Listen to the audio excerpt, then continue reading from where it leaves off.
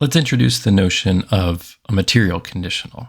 It's a type of statement in the same way that a conjunction or disjunction is a type of statement. Like those two types of statements, a material conditional has two further statements out of which it's made up. It's antecedent and it's consequent. We stipulate, so this holds just by definition, that a material conditional is false when its antecedent is true and its consequent is false, but is true in every other case.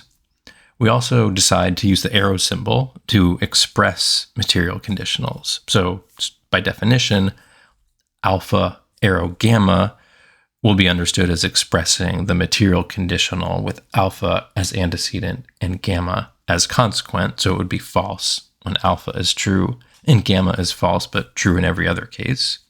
Whereas gamma arrow alpha would express the material conditional with gamma as antecedent and alpha as consequent. So it would be false when gamma is true and alpha is false, but true in every other case. Now, the question we want to address is, how plausible is it to say that the statement, if A then C, is really just saying the same as A arrow C? Are those two statements equivalent in the sense that they have the same truth conditions? We're not going to be able to settle that question here, but we can look briefly at some of the relevant considerations. So first, on the positive side, there are various common forms of reasoning involving conditionals, such as modus ponens and modus tollens, which intuitively are valid. And when we take the conditionals appearing in those forms of reasoning to just be equivalent to material conditionals, those forms of reasoning are indeed certified as valid. So to see what I mean, first take modus ponens. If A then C, A therefore C. Let's assume that the first premise is just saying the same as A arrow C. Then the two premises are A arrow C and A, the conclusion is C, and the inference from those two premises to that conclusion is valid. We can establish that with a truth table.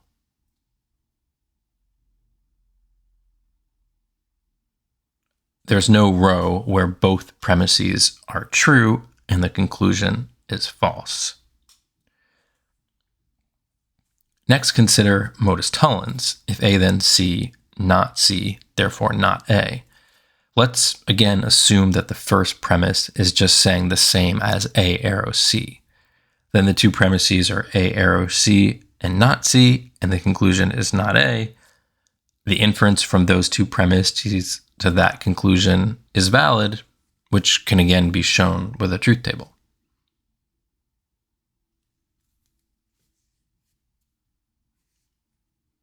There's no row where both premises are true and the conclusion is false.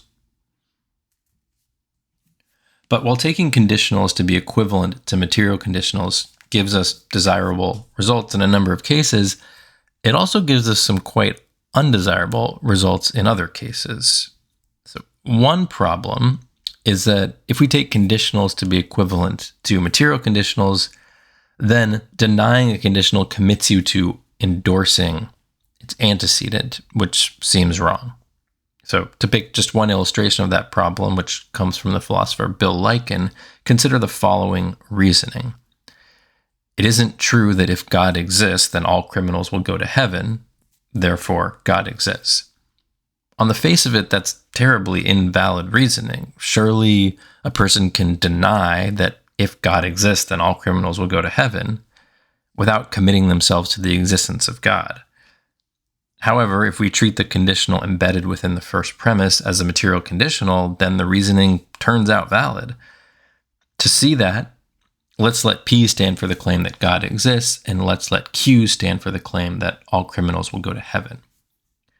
Then, supposing we treat the conditional embedded within the first premise as a material conditional, then it's just saying the same thing as P arrow Q, which would mean that the first premise as a whole is saying not P arrow Q, and the conclusion is just P.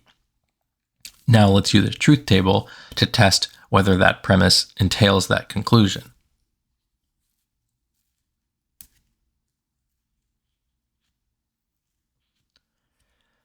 there's no row where the premise is true and the conclusion is false. So the reasoning from not P arrow Q to P is valid. So the reasoning, it isn't true that if God exists, then all criminals will go to heaven, therefore God exists, turns out valid if we treat the conditional embedded within the first premise as a material conditional. That's a pretty strong reason against doing that. And this isn't the only kind of example where treating a conditional as a material conditional leads to very counterintuitive consequences. Another problem is that if we treat conditionals as material conditionals, then a conditional is true whenever its antecedent is false. So a conditional would follow from anything that contradicts its antecedent. So it would be valid to reason, for example, the butler did it, therefore, if the butler didn't do it, then the gardener did, which seems quite strange. So what should we do? Should we take conditional statements to just be expressing material conditionals or not? Well, despite some of the problems with going that route, the standard way to proceed in a logic course like this is just to treat conditionals as though they express material conditionals. So that's what we'll do. So for instance, we'll take the conditional if Marlo submits her final assignment, then she will pass the course to just be expressing the material conditional with Marlo submits her assignment as antecedent and Marlo passes the course as consequent. And with that being stipulated, then assuming we use S to stand for the claim that Marlo submits her final assignment and R to stand for the claim that Marlo passes the course, we can translate the whole conditional as simply S arrow R. And we will pronounce S arrow R as if S, then R.